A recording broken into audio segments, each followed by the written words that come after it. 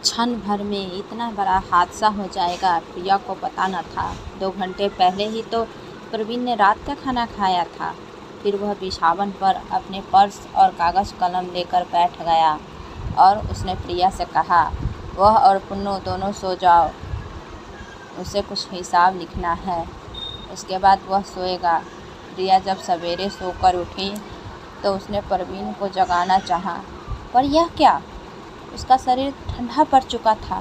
प्रवीण का लिखा हिसाब पर्स में अभी तक रखा हुआ था। एक कागज़ में राशन का खर्च लिखा था और उसके रकम अलग रखी हुई थी। दूसरे कागज़ में पुन्नू के स्कूल फीस व अन्य खर्चे दर्ज थे और उसके लिए रुपया अलग कर दिया था। प्रवीण आखिरी प्लान बनाकर चला गया था। उसने अपने खर्चों का, अपनी गाड़ी का, पेट्रोल का और जेब खर्चों का कोई हिसाब नहीं लिखा था। शायद उसे मालूम हो गया कि अब इसकी ज़रूरत नहीं। प्रिया ने प्रवीण का सूटकेस खोला। उसने सारा सामान ज्यों का ज्यों रखा था। एक एक चीज़ को प्रवीण बड़े करीन से सजा कर रखता था। ऑफिस के कागजात रखने के लिए अलग ब्रीफकेस थे। व्यक्तिगत चीज़ों के एक रजिस्टर था जिससे वह खुद के और प्रिया के नाम निवेश, शेयर, म्यूचुअल फंड्स, जीवन बीमा पॉलिसियाँ और बैंक के सावधि जमा आदि दर्ज करता था। दफ्तर से आते ही वह रजिस्टर लेकर बैठ जाता था। कई बार प्रिया को इस काम से उसे फटकार भी लगा दिया करती थी। प्रवीण बोलता, यह सब मेरे लिए है, तुम्हारे लिए है और छोटू पुन्नू के लिए। प्रवीण को प्लान करने की आदत थी। वह बड़ी प्लानिंग, छोटी प्लानिंग करना ही उसकी ज़िंदगी थी और वह कहा भी करता था कि प्लान के बिना कुछ भी नहीं। जितना दिन जियो अपने अनुसार जियो, ज़िंदगी बहुत छोटी है और कामों की श्रृंखला बहुत बड़ी है। अपने सोचे हुए काम अगर पूरे नहीं हुआ तो मन में मलाल रह जाता है। अपने काम को चुनना है और जितना हो सके उसे पूरा करना है, बाकी छोड़ दे, वह तुम्हारा नहीं है। यह बस मोह है और इस मोह को त्यागना है। अन्यास प्रिया के मुँह से निकला, तुमने प्लान किया मुझे अकेले छोड़ने का? ऐसा स्वार्थी तुम्हारा प्लान निकला। तुमने सिर्फ अपना प्लान किया, मेरी ज़िंदगी का प्लान भी करके जाते। अपने पर्स को दफ्तर से आते ही प्रवीण इसी सूटकेस पर रख दिया करता था। सूटकेस खोलने से ही प्रिया को वह पर्स मिल गया। धीरे से प्रिया ने पर्स खोला। रंगीन पासपोर्ट साइज प्रवीण की आईडी कार्ड देखते ही उसके आंख में आंसू छलक आया। कहते हैं कि जीवन मरण प्रकृति के हाथ में है, आदमी चाह कर भी कुछ नहीं कर सकता। प्रिया सोचने लगी कि प्रकृति का यह कितनी बड़ी बेईमानी है। उसकी शादी बस 5 साल ही बीते हैं। एक स्वयंवर की तरह उसने प्रवीण के गले में वरमाला डाली थी। स्त्री पुरुष का संबंध है क्या इतना क्षणिक होता है? अभी उससे ज़िंदगी देखी ही क्या है? क्या प्रकृति ने उसका सुख चैन छीन लिया? उसका कसूर क्या है? इस जन्म में तो नहीं, तो क्या सचमुच कुछ जन्म और भी होते हैं? क्या किसी पूर्व जन्म का उसका किया कोई पाप है? लोग तो यही कहते हैं। प्रिया के मम्मी पापा ने उसे समझाया, बेटी धर्म पाप कुछ नहीं होता।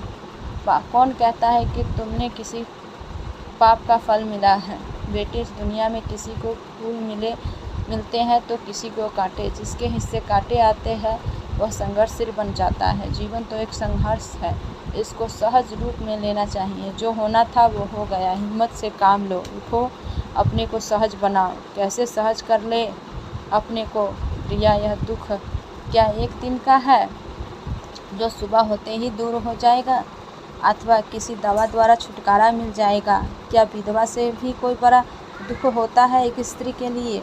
विधवा क्या एक स्थान है इस समाज में, वह खुद जानती है। प्रिया को अच्छी तरह से याद है, गांव में उसके दूर के रिश्तेदार की भाभी हुआ करती थी जो बाल विवाह विधवा थी।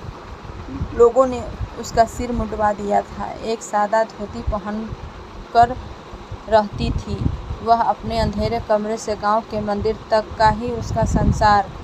शादी विवाह के शुभ अवसर पर उसकी उपस्थिति की मनाही थी। उसकी छाया तक से लोग दूर भागते थे। प्रिया भी अब एक विधवा है। पति के दाह संस्कार के अंतिम दिन सास ने उसकी हाथ की चूड़ी तोड़कर पानी में फेंक दी थी। बिंदी और माथे का सिंदूर धुल गया। वह सुहागन नहीं रही। लोग उसे घृणा करेंगे, घर से और समाज से कट कर रह जाएगी वह अब। तो यही उसका हाल है। क्या वह इस स्थिति को स्वीकार कर ले? नहीं, यह एक बुज़दिली होगी। वह नए ज़माने की लड़की है। वह दुनिया का सामना करेगी। वह गांव में साधना भाभी नहीं बनेगी। ज़िंदगी में एक हादसा ही नहीं आता, और भी आ सकते हैं, पहले से भी बड़े। तो क्या वह ज़िंदगी इस तरह हारती रहेगी? नहीं, कदापि नहीं। प्रिया ने अपने पर्स को मोड़कर ज्यों का ज्यों रख दिया। अनायास उसका हाथ सूटकेस के पॉकेट में चला गया। पॉकेट में प्रवीण द्वारा लाई लहठी, एक प्रकार की चूड़ी, रखी हुई थी, जो कुछ दिन पहले वह प्रिया के लिए लाया था। लेकिन वह अब इस लहठी का क्या करेगी? किसके लिए पहनेगी? कौन देखने वाला है? जो चाह से लेकर आया नहीं रहा। यह सब तो सुहागिन के लिए होती है न। वह अब सुहागन भी नहीं रहे।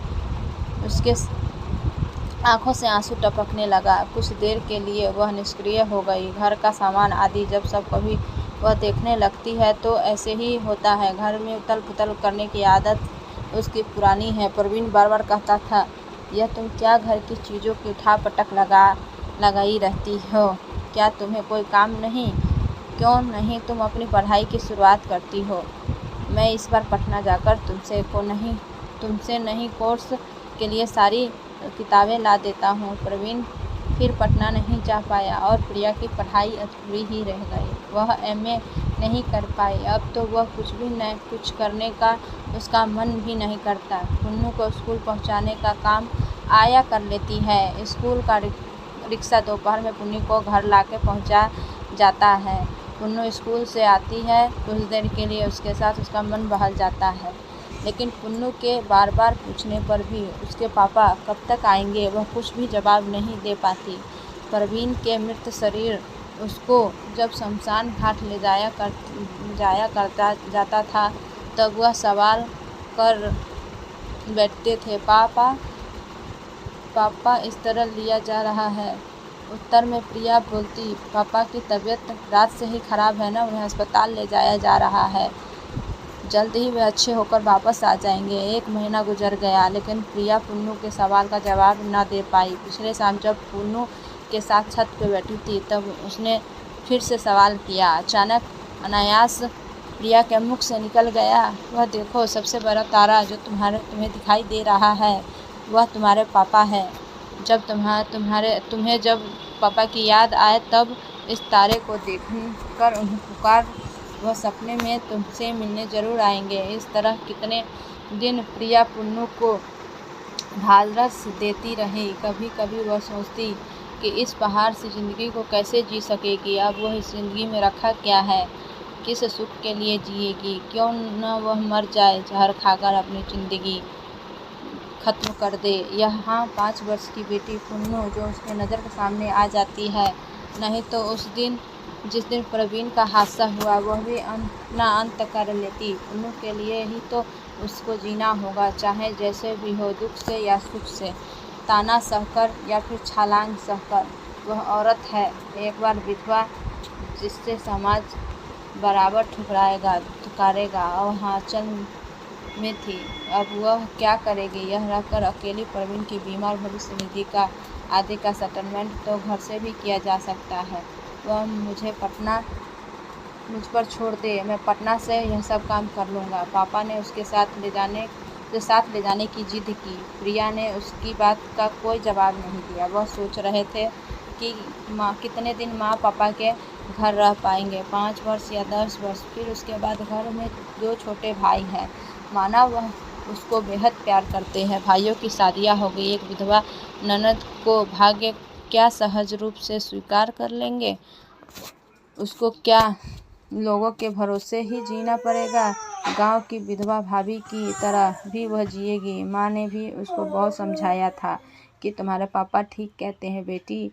उसकी बात मान ली और घर चल, हम समझेंगे कि हमारी बेटी कुंवारी है, हम अपनी दुलारी बेटी का पालन पोषण कर लेंगे।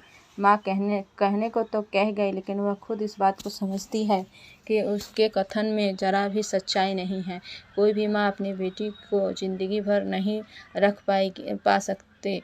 उसकी ममता, उसका प्यार उसके थोड़े ही जिंदगी तक सीमित है। अपना भार बेटे या बहू पर नहीं थोपा जा सकता। प्रिया गांव वाली भाभी की तरह दूसरे की दया पर नहीं जीना चाहती। उसने माँ को दो टूक जवाब दी, तुम पापा को समझा दो माँ कि मैं वहाँ मेरे लिए वह अधिक चिंता न करे। वह खुद ही कमज़ोर है। इतना सोच फिक्र करने से उनकी सेहत और ख़राब हो जाएगी। मैं अपना दुख सहन करना सीख लूँगी। माँ प्रिया का जवाब सुनकर माँ की आंखें छलछला उठी। फिर उन्होंने प्रिया के साथ चलने को नहीं कहा। प्रिया ने बिंदी के पैकेट से एक छोटी सी बिंदी निकालकर और ड्रेसिंग टेबल के सामने खड़े होकर अपने माथे पर लगा ली। कुछ देर के लिए उसे लगा कि जैसे उससे कोई गुनाह हो गया है। फिर उसने अपने मन को समझाया, वह गांव वाली भाभी की तरह नहीं बनेगी। यह बिंदी तो परवीन ने उसे बड़े प्यार से दी थी। इस पर तो केवल उसी का अधिकार है। उसकी याद में वह हमेशा अपने साथ रखेगी।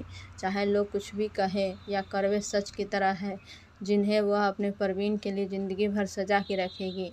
बिंदी वाले पैकेट को उसने फिर वापस रख दिया। अचानक उसकी नज़र परवीन की कंपनी के प्रबंध निर्देशक द्वारा भेजे गए उस लिफाफे पर पड़ी, जो एक दिन पहले ही उसे मिला था। लिफाफा खोलकर उसने पत्र निकाला और पढ़ने लगी। प्रबंधक निर्देशन ने लिखा था, परवीन के असमय निधन से हम सभी लोगों को दुख से स्तंभ रह गए हैं। आप पर क्या गुजरती होगी इसे हम अच्छी तरह से समझते हैं। हम आपसे अनुरोध करते हैं कि प्रवीन की जगह लेकर आप कंपनी की सेवा में आ जाए। आपका समय भी कट जाएगा और हमें खुशी होगी कि हम पूर्व कर्मचारी के परिवार के लिए कुछ कर सकते हैं। प्रिया कुछ अच्छा सोचती रहे और फिर उसने फैसला ले लिया कि वह नौकरी ज़रूर ज्वाइन करेगी। बिना देर किए उसने सूटकेस से सारी निकाली और ड्रेसिंग टेबल के सामने खड़ा होकर साउथ सिल्क की वह खूबसूरत दिख रही थी। जैसे ही उसने माथे पर बिंदी लगाई, उसे लगा जैसे गहरे अंधेरे के बाद उजाला हो गया हो। परवीन का दफ्तर वाला बैग उठाया और उसने अपने माँ से कहा, माँ पापा से कह देना मैं उसके साथ नहीं जा रही हूँ। मैंने अपना रास्ता चुन लिया है। मैं प्रवीण की कंपनी ज्वाइन कर रही हूँ। माँ प्रिया को एकाटक देखती रही। उसके माथे की बिंदी और उसका तेज भाव को प्रिया का वह एक दूसरा ही रूप था, जिससे देखकर माँ के मन में एक कुतूहल के साथ एक अज्ञात भय पैदा हो गया। पता नहीं यह लड़की क्या करेगी, घर बाहर अब किस प्रकार रहना चाहिए इसे मालूम नहीं। कुदरत ने इसे शानो शौकत, खान पान, रहन सहन और सामान्य ढंग से जीने का हक छीन लिया है। क्या वह यह नहीं जानती? कुदरत ने उसके साथ खिलवाड़ किया है, तो क्या अब छुपाने से क्या फ़ायदा? अपने धर्म और परिवार का ख्याल रखना पड़ेगा। आने दो, आज उसे मैं समझाऊंगी कि विधवा को कैसे रहना है और कैसे जीना है। शाम को जब प्रिया दफ्तर से लौट कर आई, माँ ने अपने पास बिठा लिया। प्रिया बहुत खुश थी। माँ ने उसे कहा, दफ्तर का माहौल उसके माकूल है। एमडी से लेकर जीएम तक अन्य अधिकारी स्टाफ के सभी सदस्य से उसे आदर से मिले। प्रवीण कंपनी में एडीएम था। वही जगह है प्रिया को मिली। दफ्तर में एक और एडीएम का पद था, जिस पर फिलहाल ही मुंबई से सतीश ने ज्वाइन किया था। सतीश और प्रवीण ने एक ही दिन साथ में इस पद को नागपुर में ज्वाइन किया था। सतीश से प्रिया की नागपुर में ही मुलाकात हुई थी। एक बार प्रवीण ने उसे खाने पर भी बुलाया था, फिर उसका ट्रांसफ़र मुंबई हो गया। आज फिर से उसे देखकर पुरानी यादें ताज़ा हो गई। उसने प्रवीण की मृत्यु पर बहुत ही अफसोस प्रकट करते हुए कहा, भाभी आप इस दफ्तर में आ गई, बहुत अच्छा हुआ। हाँ, यह सब तो ठीक है बेटी, तू कंपनी ज्वाइन कर ली, मैं मना नहीं कर रही, लेकिन तुम इस तरह से मत रहो कि लोग तुम पर उंगली उठाए। तुम्हें रंगीन कपड़े, बिंदी यह सब छोड़कर सादे कपड़े में रहना है। माँ ने ही अपने हुक्म जारी कर दिया। माँ ऐसा न कहो, मैं विधवा की तरह नहीं जी सकती, मेरा दम घुट जाएगा। मेरी पुन्नू मर जाएगी। मुझे इस खोखले बंधन से उबरने दो। माँ, मैं अपनी ज़िंदगी अपनी बेटी के साथ भरपूर जीना चाहती हूँ। मुझे बोलने दो कि मैं इस रीति रिवाजों समाज में डटकर सामना कर सकूं। प्रिया ने अपने साहस दिखाया। यह बेटी कैसा मैं मान जाऊँ, मगर तुम्हारे पापा इस धर्म यह समाज हमें सुख से नहीं रहने देगा। उसकी चिंता तुम मत करो माँ, हम ढंग से जीने का पूरा अधिकार है। जो धर्म हमें पद से डिगा दे उसे हम नहीं मानते। यह समाज जो खुद कुरीतियों के दलदल में फंसा हुआ है उसका हम क्या सुने। हम जैसे करेंगे वैसा समाज बनेगा। माँ ने फिर कुछ जवाब नहीं दिया। शायद माँ को प्रिया की बातों का कुछ अनुकूल असर हुआ। वह समझने लगी जमाना बदलने लगा है, नए विचार का साथ देने में ही भलाई है। वक्त के साथ पुराने पत्ते अब झड़ गए हैं, उसकी जगह अब नए पत्ते मुस्कुराने लगे हैं। प्रिया के भीतर भी नए नए कोपल उग आए हैं। दफ्तर में प्रिया का मन अब लगने लगा। दफ्तर के सभी कर्मचारियों के साथ उसकी दोस्ती बढ़ गई, खासकर सतीश से। एक दिन उसने सतीश को घर बुलाकर अपने माँ से मिलवाया। माँ ने उत्सुकता बस पूछ ही लिया कि अब वो कहाँ रहेगी, कहाँ रहने वाला है, उसके घर में कौन कौन है तथा वह किस बिरादरी से है। सतीश ने स्पष्ट शब्द से माँ को समझाया कि वह रांची के आदिवासी परिवार से है। उसके घर माता पिता और शादीशुदा 2 बहनें हैं। वैसे हम खाँटी हिंदू हैं, लेकिन हम किसी दकियानूसी धर्म या नीति से बंधे नहीं हैं। हमारा परिवार एक उन्मुक्त परिवार है। उसमें दुनिया के सभी धर्म और जाति समाहित है। इंसानियत ही हमारी जाति है और वही हमारा धर्म। बेटा, यह सुनने में अच्छा लगता है, लेकिन हमारा समाज इसकी इजाज़त नहीं देता। हम इससे बंधे हैं। हम अपने मन से कुछ नहीं कर सकते। मुझे आपको कुछ नहीं करने वाला तो हम लोग हैं। आप बुजुर्ग लोग बस स्वीकारते जाइए। समाज और धर्म में बदलाव अपने आप आ जाएगा। ठीक है बेटा, माँ जी को स्वीकार कर लिया, बस इतना ही काफ़ी है। सतीश जैसे बोलकर निश्चिंत हो गया। एक दिन आखिरकार सतीश ने प्रिया के सामने विवाह का प्रस्ताव रख ही दिया। प्रिया ने कहा, मेरे साथ 5 वर्ष की पुन्नू भी है। सतीश, क्या तुम उसे स्वीकार करोगे?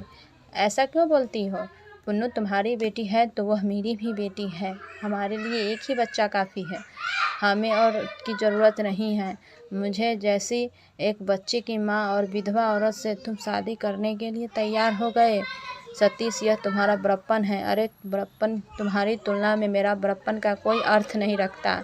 प्रिया, तुम जैसे उच्च खानदान की लड़की मेरे जैसे आदिवासी लड़के के साथ संबंध करने को तैयार हो गई। इस पर आज ही नहीं बल्कि आने वाली पीढ़ी भी नाज करेगी। धर्म, समाज और जाति की कुरीतियों पर तुमने कुठारघात करने का साहस किया है, वह प्रशंसनीय है। आखिरकार दोनों की सहमति हो गई। एक दिन दफ्तर के सहकर्मी के साथ दोनों मिलकर कोर्ट में शादी कर ली। माँ ने जब जाना तो बस प्रिया से यही कहा, मान गई हूँ, लेकिन तुम्हारे पापा बर्दाश्त नहीं करेंगे और हमारे धर्म, जाति, समाज से तुम्हें ज़िंदगी भर लड़ना पड़ेगा। प्रिया ने कहा, माँ के साथ रहने के लिए मना लिया। सोचा माँ के साथ रहेगी तो वह पापा ज़रूर आएंगे और उन्हें किसी तरह मना ही लेगी। यह सोचकर प्रिया के भीतर एक खुशी की लहर दौड़ गई। प्रिया ने अपने ऊपर लगने वाला विधवा का थप्पा का अंत कर दिया। अब उसे कोई भी विधवा नहीं कहेगा, वह सदा सुहागन रहेगी। अब उसके ऊपर कोई उंगली नहीं उठा सकेगा। अगर आपको कहानी अच्छी हो तो लाइक एंड सब्सक्राइब